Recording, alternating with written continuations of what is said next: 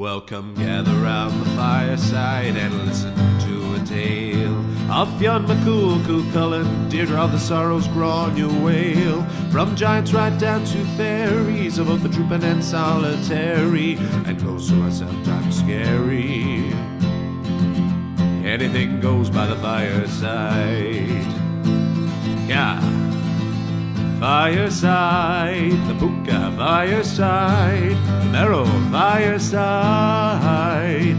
Kings and queens fighting heroes, don't you run from the fun, there's no need to hide. Sit by the fireside.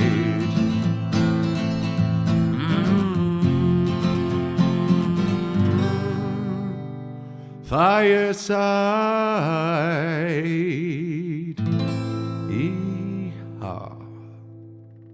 Hello and welcome to Fireside, the Irish storytelling podcast. Each episode of Fireside, we take a story from folklore and mythology, retell it, have a chat about the tale itself and about the craft, culture and history of storytelling. My name is Kevin C. Olahan. I am your host and your Fireside Bard. Welcome to episode 92 of Fireside. Today on the Irish storytelling podcast, we are continuing our look at Brian Boru, the Emperor of Ireland. But first, I want to give a very warm welcome to any returning listeners and indeed any new listeners. If you're a new listener, at the very least, listen to our first part of Brian Boru in episode 90 as we're jumping in, and this is a part 2 of a 3-part look at Ireland's warrior king, which it is so exciting to be looking at. Please do follow me on Instagram at FiresideBard or over on Twitter at FiresideBard.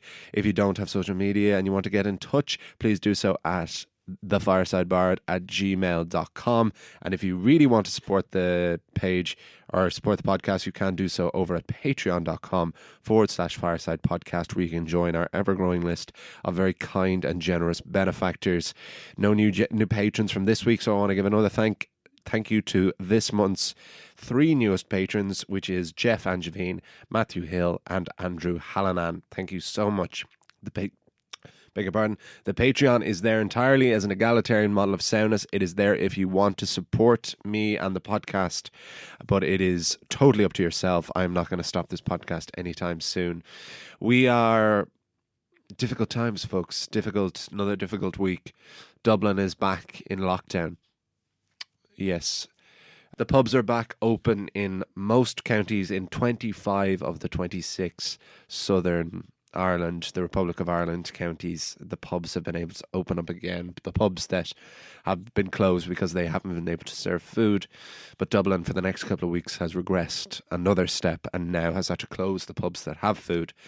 So we really are still not out of the woods at all. And I've been able to come back up now for work into the studio, into the Head Stuff Podcast Network studios, which I'm able to do in isolation, set up things myself, and we're very good at sanitizing. We change our mic covers, we wipe everything down, which is good. It's good to keep vigilant about it, but it just continues to show. Like, I even know some live artists and some people who are back doing live gigs and things like that, and it clearly was too much too soon.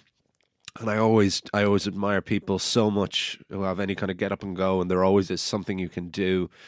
But it obviously was too much for live entertainment yet. So the arts, as I keep saying now, last or first to close, and it will be the last to reopen.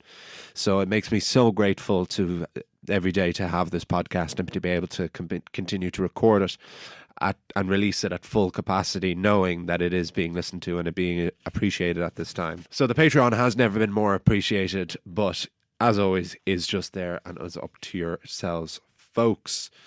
Yes, some good that came from this week. I mentioned briefly when I was recording last week's episode that I was very kindly offered to take over the curatorship of the Mother Folklore Twitter page for the week, which I'm on the last day of now.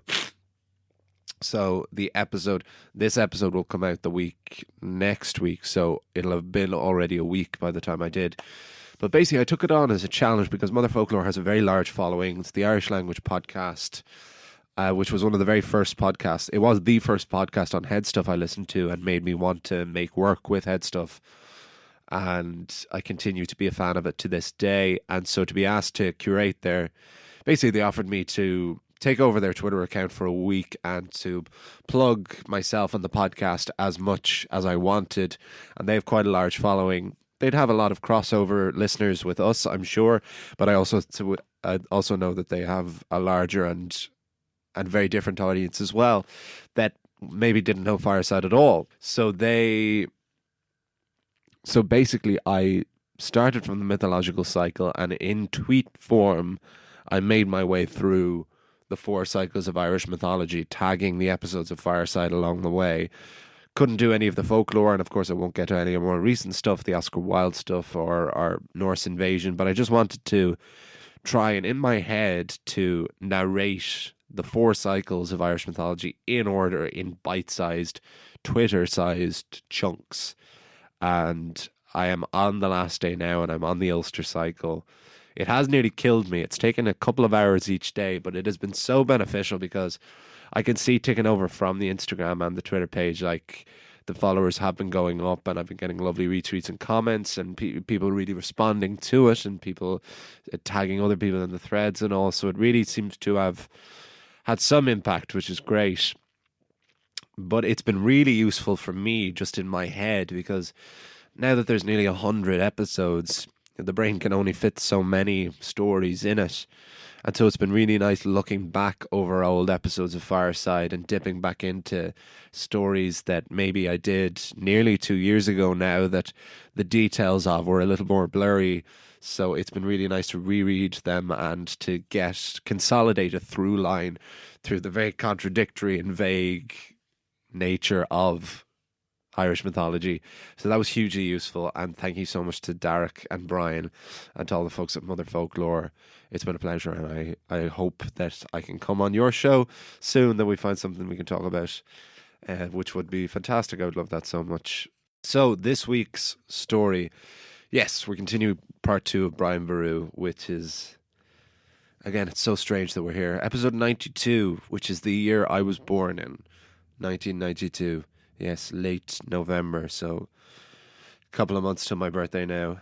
And this is why it's interesting being in the 90s series of podcasts, is that I start to now remember each of these years. That's what it starts to get like. So up to this point, last time we did Brian Boru, we had his birth, hearing about his father and his brothers. He was the youngest of 12. And at this point, Brian has just been made King of Munster. So if you haven't listened to it or you need a refresher, go back to episode 90 and listen to the first part. But we'll talk a bit more after. This is part 2 of Brian Boru on Fireside.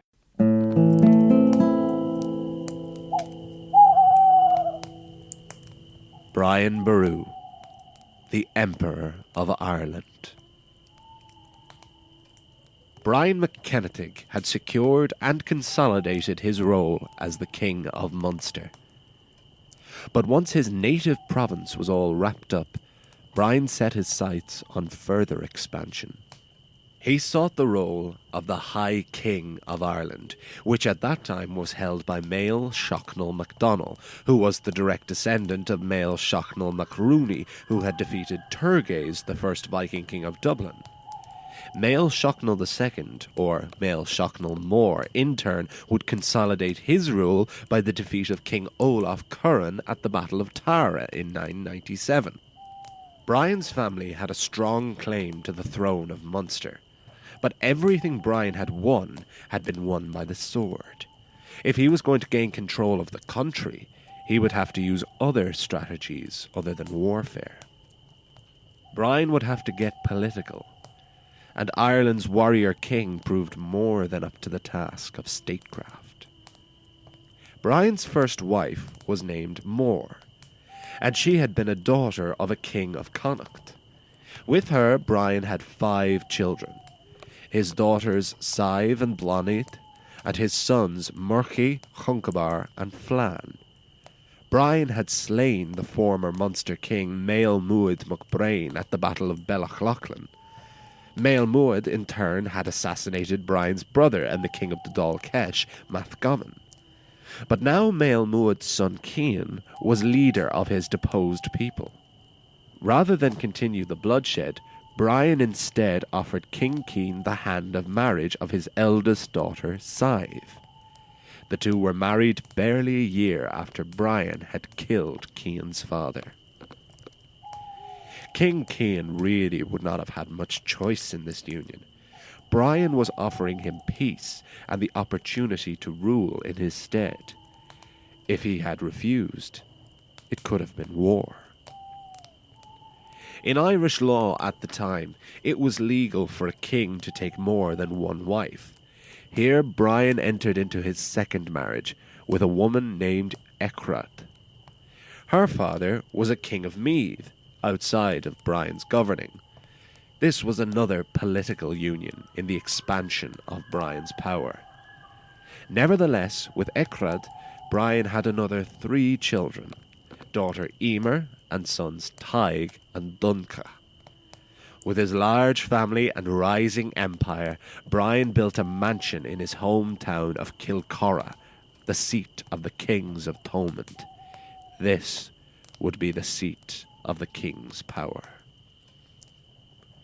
With his new union, Brian moved into Meath and into the southeastern province of Leinster.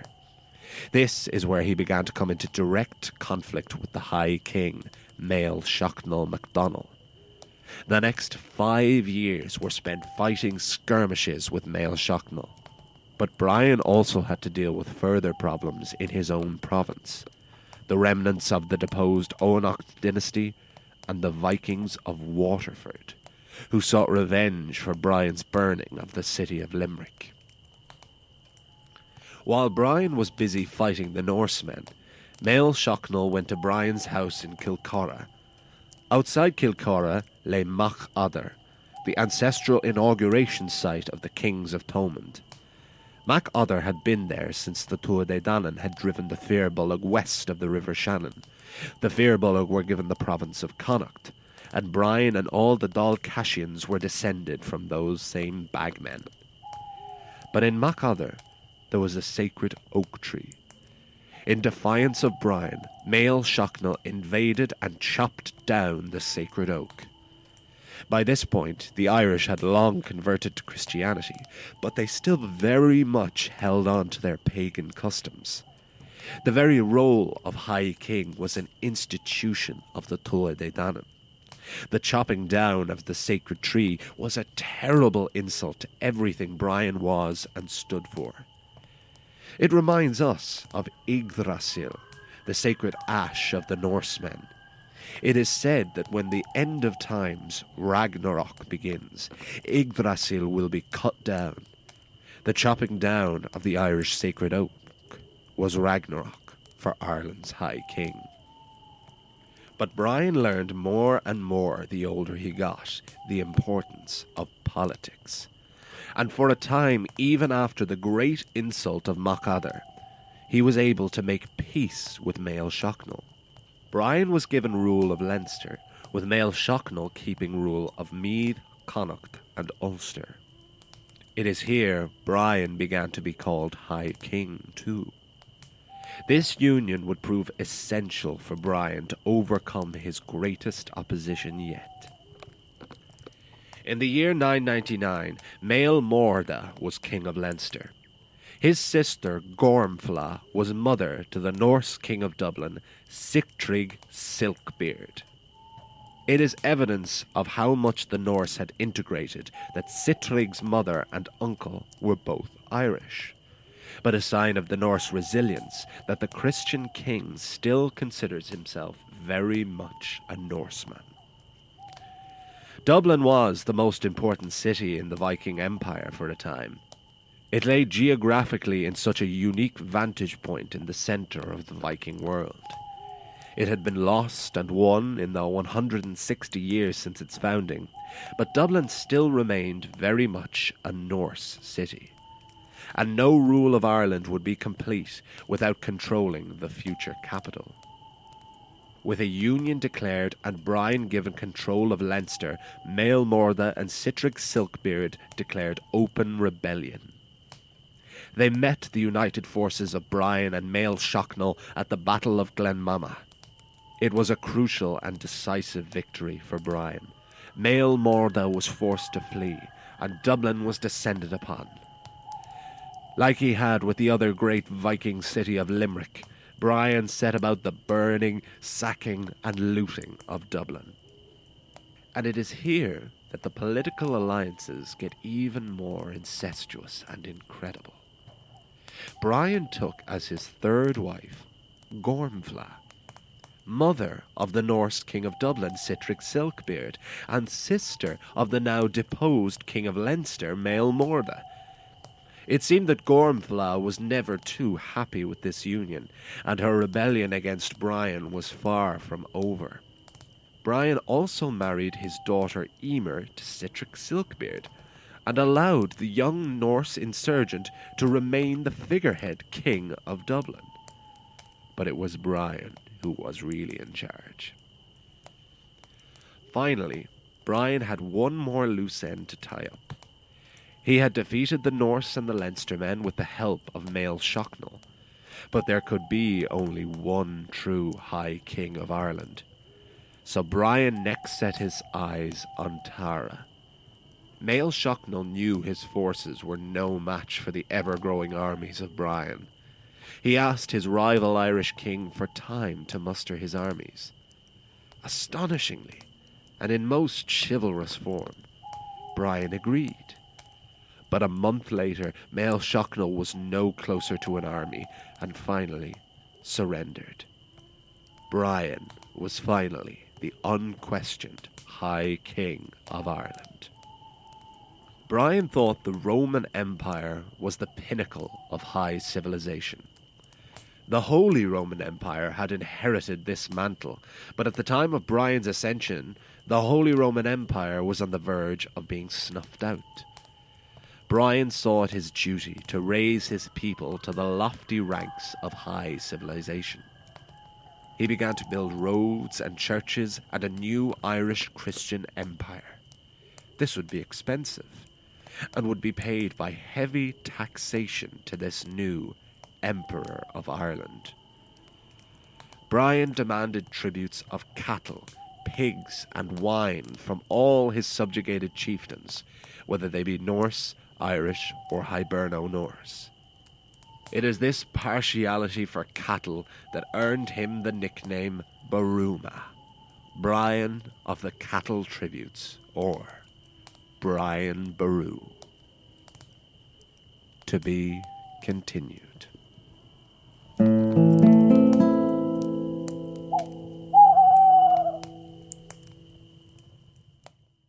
Folks, as you all know, Fireside is a proud son of the Headstuff Podcast Network, which is Ireland's largest network of independent podcasts and a loving home for the creative and indeed the curious. There are so many other podcasts I could recommend to you on the network, some of which inspired me to approach Headstuff myself. Here's a taste of one you might enjoy. Hello everyone and welcome to I Know That Face, the only podcast which honours the often underappreciated by the masses work of character actors. My name is Stephen Portia. My name is Andrew Carroll.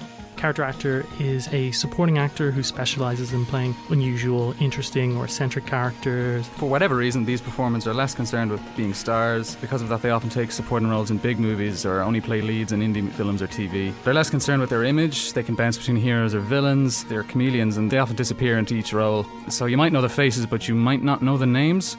So subscribe to us wherever you can subscribe for podcasts and be on the lookout for that to come. And until then, see you later, cinephiles. Bye-bye.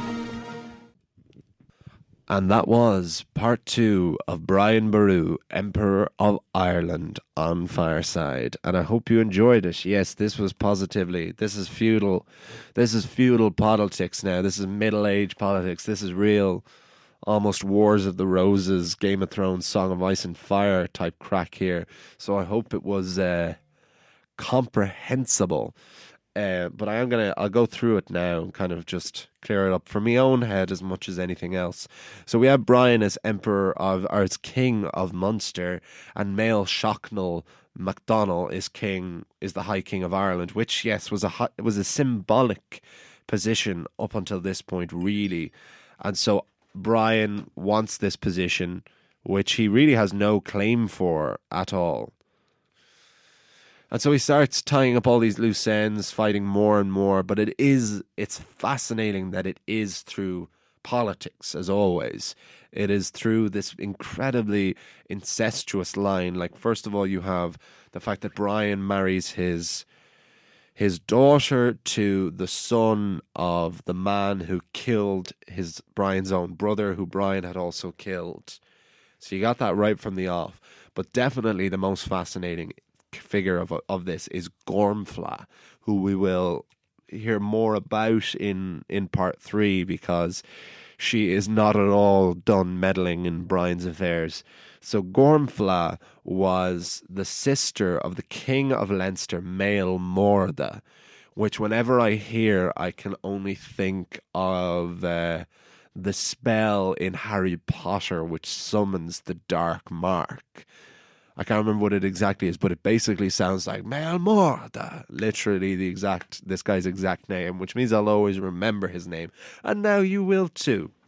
You may remember the film's David Tennant, Barty Crouch Jr. casts it at the Triwizard Cup, or the Quidditch World Cup. I do beg your pardon. So Gormfla is Mael Morda's sister, and he's King of Leinster. They are both Irish, and yet Gormfla had previously been married to a Norse king. They have a child, which is just the absolutely deliciously, wonderfully named Citric Silkbeard. Yep. Citric he's a character I've talked a good bit about in walking tours and historical tours and the like, because Citric Silkbeard built Christchurch Cathedral, probably out of wood at the time, because so little has survived of it of that time. But so his name gets thrown around Dublin, about the Dublin tourist industry, quite a lot. And it's just a name, again, you'd never forget. Vikings have such incredible names and such incredible nicknames. Arvad the Boneless, Sigurd Snake in the Eye, Ragnar Lothbrok, like wonderful, wonderful visual, grotesque names. But I think Citric Silkbeard has to be one of the top ones. And so Citric is more Irish than he is Norse. Even his Norse father would have been in Ireland for so long that he would have been considered this Hiberno Norse, more Irish than the Irish themselves as they came to be known. And yet Citric considers himself very much a Viking king of Dublin. And it shows the pride in their heritage that these Norsemen did have. But so Gormfla is his mother, and Brian defeats Mael Morda and Citrig, and then marries Gormfla. So Gormfla becomes Brian's third wife. I think he's her second husband.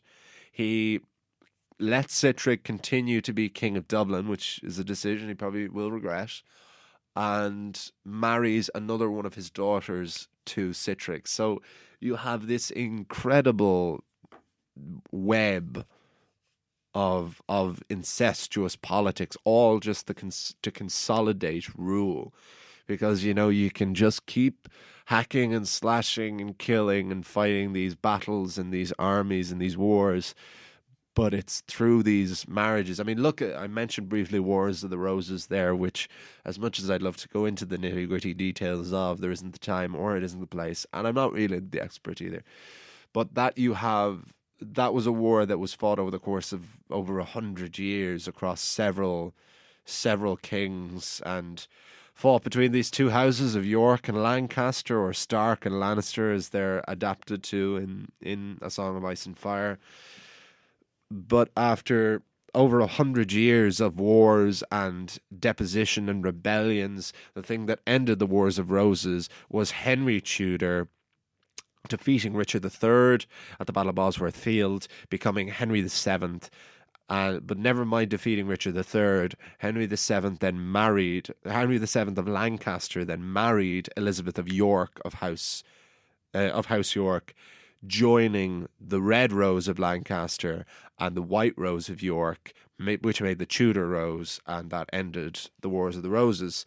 So history has only taught us time and time again that it is through political marriages and arrangements that wars are ended and power is really consolidated. And so with Brian, because he is a real figure, but he is a figure of such lofty acclaim that he at times feels more mythological than any of the fairies.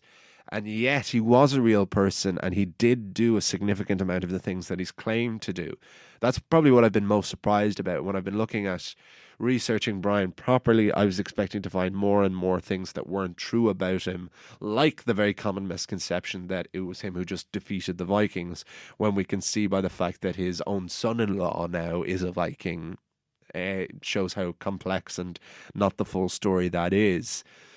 But I'm finding more and more the more I discover that he really is all that and more. He really was this incredible figure, this incredible warrior, but this incredible politician, and who made a real position out of something that was basically a myth. This role of High King of Ireland. It was a pagan custom, and it was symbolic. It wasn't someone who actually ruled over everything.